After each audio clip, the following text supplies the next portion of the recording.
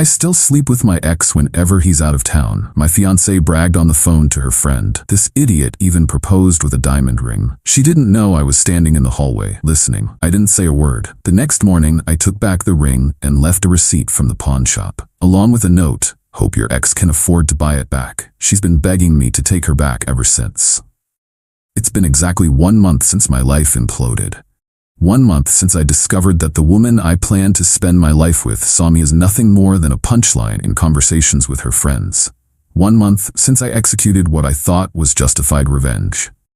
Now I'm sitting in a hotel room across the country, drinking bourbon neat, wondering if I went too far. Let me back up. Melissa and I met through mutual friends 3 years ago.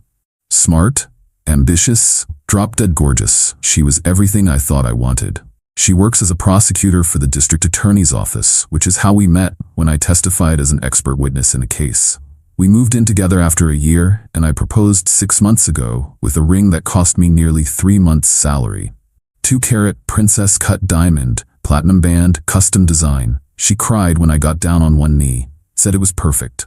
Said I was perfect. I travel frequently for work. I'm a forensic accountant investigating financial fraud for several major corporations. The money's good, but the schedule is brutal. 3 or 4 days a week on the road, constantly in airports and rental cars. Melissa said she understood, said she was proud of my work ethic. Last month, I was scheduled for a 3-day trip to Seattle. Typical client meetings, nothing unusual. My flight was at 10 a.m., but around 8:30, my client called. Their CFO had a heart attack overnight, meetings postponed until next week. Just like that, my trip was canceled. I texted Melissa from the garage. Trip canceled, coming back upstairs. No response. Not unusual, she was probably in the shower. Our condo has a split-level design. You enter on the lower floor, where the garage access is, then head upstairs to the main living area. As I climbed the stairs with my luggage, I heard Melissa's voice. She was on the phone, laughing about something. Probably telling her friend Susan about the ridiculous proposal story she'd seen on Instagram yesterday. I was about to call out when I heard my name. And Scott has no idea. None. She was speaking loudly, almost shouting to be heard over the bathroom fan. She always took calls on speaker while doing her makeup. I still sleep with my ex whenever he's out of town. This idiot even proposed with a diamond ring. I froze on the stairs, out of her sightline but close enough to hear everything with perfect clarity. Shut up, you don't, said a female voice I recognized as Susan, her college friend who I'd always felt looked down on me. I absolutely do, Melissa continued, her voice dripping with smugness. Devin and I have an arrangement. Scott's gone so often, it's like the perfect setup. I get the stability and the nice gifts. Devin gets the fun without the commitment. Melissa, you are so bad, Susan squealed, clearly delighted by this revelation. You have to see this fucking ring though. Hold on, let me send you a picture. A pause. See? Can you believe he spent that much on it? Devin nearly pissed himself laughing when I showed him. My hand gripped the stair railing so hard my knuckles went white. I couldn't breathe, couldn't move. Just stood there listening to the woman I loved mock me, mock my choice of ring, mock my entire existence. So what happens when Scott wants to set a wedding date? Susan asked. I'll figure something out, maybe a work opportunity I just can't pass up in another city. I don't know. I'm good at making men believe what I want them to believe. That's when I made a decision. I wouldn't yell, wouldn't confront her, wouldn't give her the satisfaction of seeing me hurt. I silently descended the stairs, went back to my car, and drove to a coffee shop. I sat there for about 20 minutes, thinking through my next steps. Then I realized I needed something crucial from the house. The ring. I waited until 9:15 when I knew Melissa would have left for work. I returned to our condo, went straight to her jewelry box where she kept the ring at night, and took it. I also grabbed a few essential items, my passport, birth certificate, and an external hard drive with my financial records. Then I left again, locking the door behind me. First, I called my best friend Marcus, explained everything in a flat, emotionless voice, asked if I could crash at his place for a few days. He agreed immediately. Then I called my bank, checking the status of our accounts. Melissa and I had one joint account for household expenses, but our main finances were separate. I transferred my portion out of the joint account, leaving exactly half of the monthly expenses. No more, no less. I called my landlord next. Explained I needed to break my lease due to irreconcilable domestic issues. Since I'd been a model tenant for 2 years, he agreed to a 2-month penalty instead of the full 6 months stipulated in the contract. Then I turned to the ring. Google led me to a pawn shop about 30 minutes away. I drove there directly, the velvet box burning a hole in my pocket.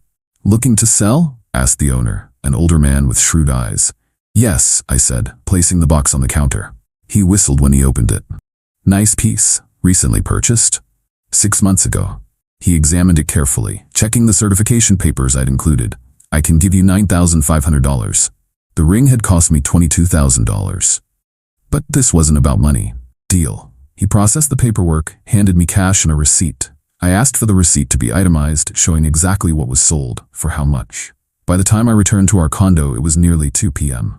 Melissa would be in court until 6. Plenty of time. I packed methodically. Clothes, personal items, the family photos, and mementos that mattered to me. Filled my car. Made 3 trips to Marcus's apartment. Then came the real revenge. The cold, calculated kind.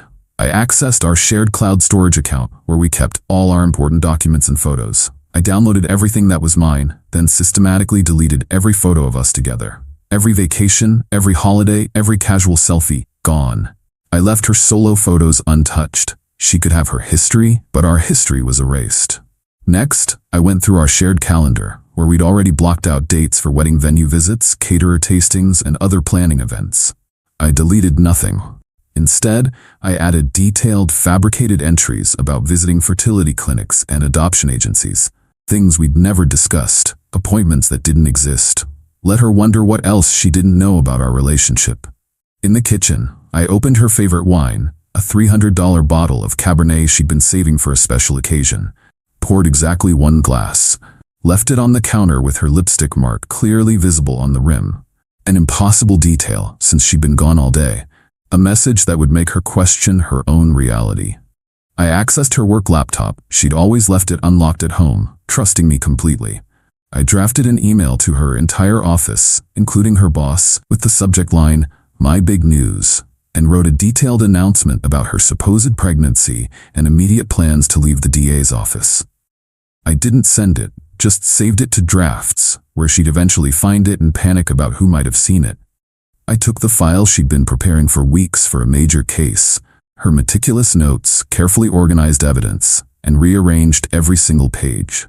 Not obviously, just enough to throw off her rhythm, to make her second-guess her preparation when she was under pressure in court. Small things, precise things. Things that would register only to her, with a clarity that screamed, "I know what you did," and I was meticulous in my response. Finally, I took the original velvet ring box, placed the pawn shop receipt inside, along with a handwritten note. "Hope your ex can afford to buy it back." I left it on her pillow where she couldn't miss it. I left my tea on the kitchen counter and walked out. When she got home that evening, she'd find no dramatic scene, no confrontation, just precisely orchestrated evidence that I knew everything, had removed myself from her life, and had done so with surgical precision. I didn't block her number. Wanted her to be able to reach out, to try to explain, to lie some more. I wanted to watch the performance. The first call came at 7:23 p.m. I didn't answer. The text started immediately after. Confusion at first, then panic, then anger. "Where are you? What is this receipt? Is this some kind of joke? Call me back right now? You can't just leave like this without talking to me. Whatever you think you heard, you misunderstood." By midnight, she'd left 17 voicemails and sent 34 texts. I listened to each message, read each text, and responded to none of them. The next day, she showed up at my office. I'd anticipated this, warned security. They escorted her out. She went to Marcus's apartment. He refused to let her in. She called my parents, who, already briefed by me, told her they weren't getting involved. She was persistent, I'll give her that. Sent emails to my work account, messages on every social platform we shared, even had flowers delivered to my office with tear-stained notes. A week passed. I maintained complete silence.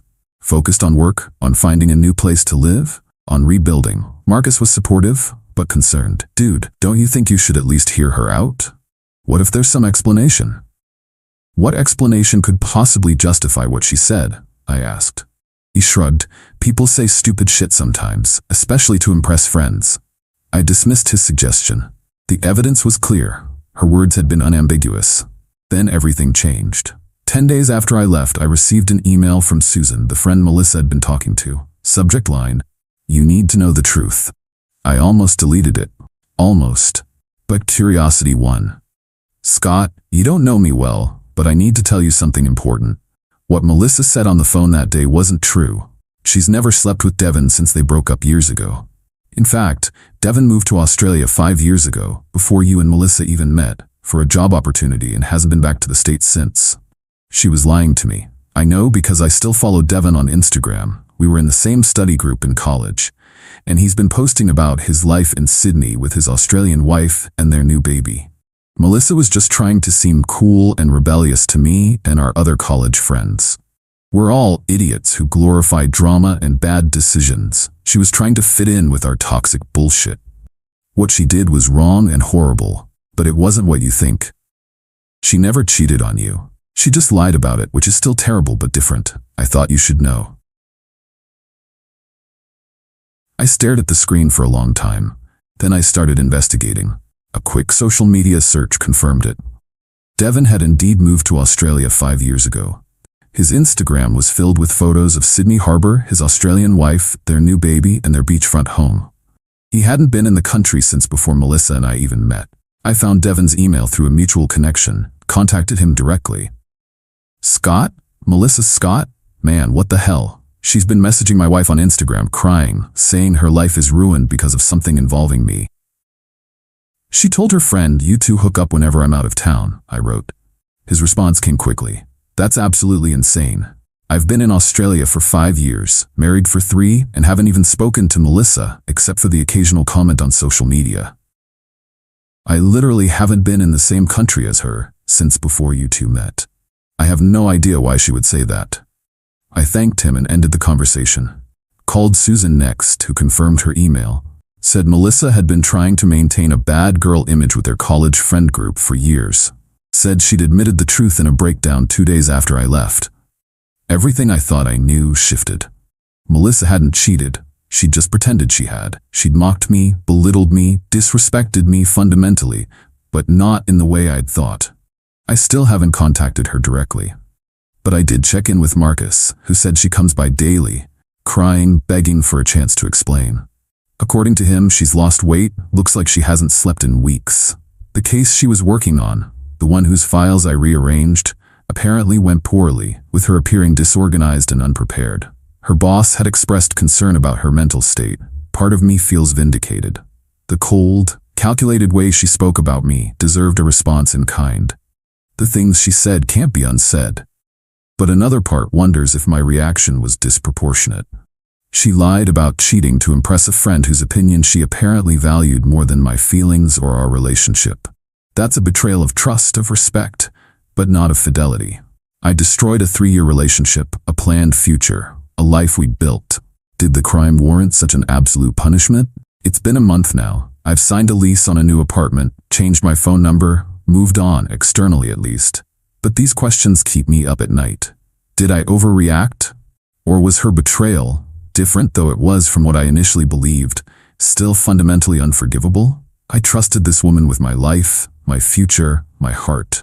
She treated that trust like it was worthless, like I was a character in a story she was telling rather than the man she planned to marry. So I ask you, strangers on the internet, was I justified? Or did I destroy something that might have been salvageable? Update, 2 weeks later. First, thank you all for the overwhelming response. I've read every comment and your perspectives have been invaluable. After much reflection, I decided to meet with Melissa in a neutral location, a coffee shop downtown. 3 conditions: public place, limited time, 1 hour, and no expectation of reconciliation. Just closure. She agreed immediately. When I arrived, she was already there, hands wrapped around a mug, looking smaller somehow. She'd lost weight, and her eyes had dark circles beneath them. For the first time, I let her speak without interruption. "What I said was inexcusable," she began. "I have no justification that makes it okay. I lied to Susan because I was insecure. Our college friends, they're all either having affairs or divorcing or in these dramatic relationships. My stable, loving relationship with you made me feel boring to them, so I invented drama where there was none. She explained that Susan and their friend group subtly mocked anyone in a healthy relationship. Described how she'd felt increasing pressure to have interesting Susans to share. How one small lie had snowballed into the conversation I overheard. "I never cheated on you. Not once, not ever," she said, tears streaming down her face. "I loved you completely. Still do. But I betrayed your trust in a different way, and I understand why you left." I asked the question that had been haunting me. If you valued their opinions so much that you'd disrespect me to impress them, how could our relationship ever work? "It wouldn't," she admitted quietly. "I've spent every day since you left realizing how twisted my priorities were. I've cut ties with Susan and that entire friend group, started therapy to understand why I would sabotage something precious for validation from people who don't actually care about me." She also addressed the professional fallout from my revenge. The rearranged case files had caused her significant embarrassment in court. The draft email I'd left on her computer had given her a panic attack when she found it. The wine glass had made her question if someone had been in their home. My calculated response had hit every target perfectly. "You're very good at what you do," she said quietly, referencing my forensic accounting skills. "You dismantled my life with surgical precision." We talked for the full hour. No raised voices, no dramatic scenes, just two people picking through the rubble of what we'd built and lost. In the end, I told her I forgave her, but that forgiveness didn't mean reconciliation. The trust was broken.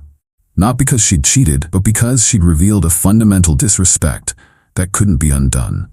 She asked if I'd ever consider trying again. I told her honestly that I didn't know, that we both needed time and space to grow separately before that question could even be approached.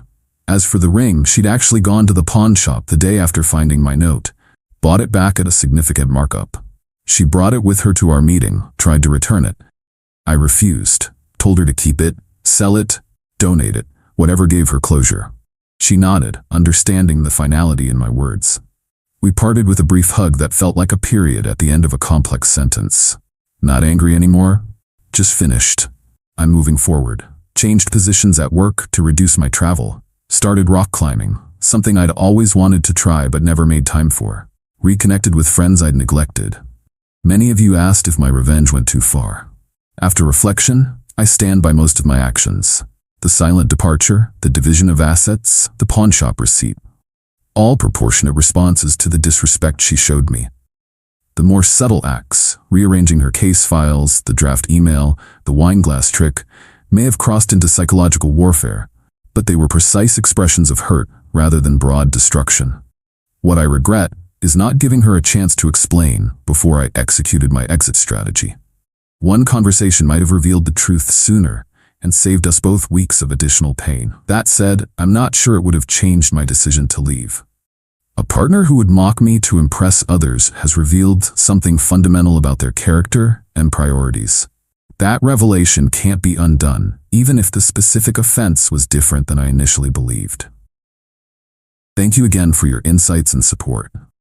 This chapter of my life is closing, and while the ending wasn't what I expected, I'm at peace with it. Final update 3 months later. This will be my last post on this situation, as there's been a resolution of sorts. Melissa and I have had several more conversations over the past months, each meeting more measured and honest than the last. She's continued therapy, made significant changes in her life, let go of toxic friendships, changed jobs, focused on building authentic relationships. I've done my own work too, understood why I reacted so extremely to her betrayal, how my parents' turbulent marriage left me with a hair-trigger response to any form of deception. We've been dating again, cautiously, starting fresh rather than trying to rebuild what was broken. Different rules, different boundaries, different expectations. The ring remains with her, but not as an engagement symbol. More like a reminder of how easily something valuable can be lost through carelessness. I don't know if we'll make it long-term. There's still work to do on both sides. Trust rebuilds slowly, like a bone healing after a clean break, stronger at the fracture point, but forever marked by the injury. What I do know is this: sometimes the most brutal revenge isn't necessary. Sometimes people deserve a second chance, not because what they did wasn't wrong, but because what they do afterward demonstrates genuine change. That said, I have zero regrets about how I handled the initial situation. The shock of my departure, the meticulousness of my response, these created the rupture necessary for authentic transformation on both sides.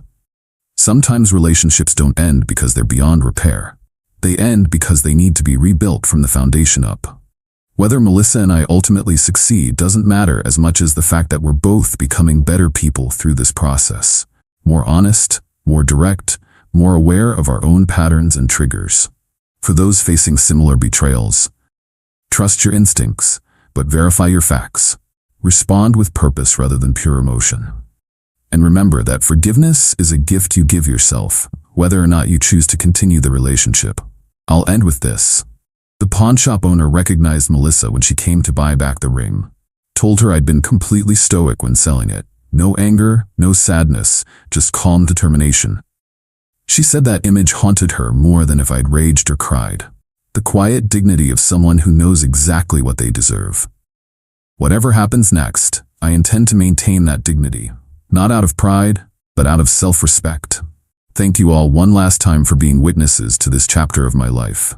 Your collective wisdom helped guide me through the darkest moments towards something I never expected. Not just survival, but growth. Edit. To those asking about the specific revenge tactics I employed, yes, finding the draft pregnancy announcement email nearly gave her a heart attack, and the rearranged case files significantly damaged her reputation at work temporarily. The wine glass trick apparently had her installing security cameras and checking for signs of intrusion for weeks. These weren't grand, destructive gestures, just precisely targeted strikes that made her feel exactly what I felt. Betrayed, off balance, and questioning everything she thought she knew. I don't necessarily recommend these specific actions to others, but I don't regret them either. Sometimes the most effective message is delivered without words.